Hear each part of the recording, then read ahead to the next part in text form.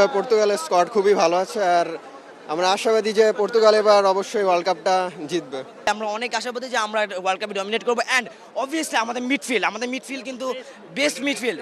আপনি যদি পিএসজি খেলা দেখেন ইউসিএল এর ফাইনাল, আমাদের ভিতিনা, জিও নেভেস,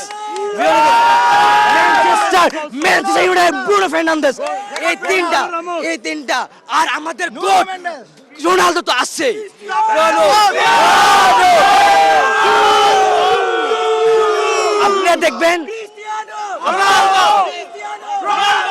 আপনি দেখবেন সৌদি লিগে কিন্তু সে কিন্তু একটা রিসেন্ট আপনার উনার লিগ জিতে আসছে।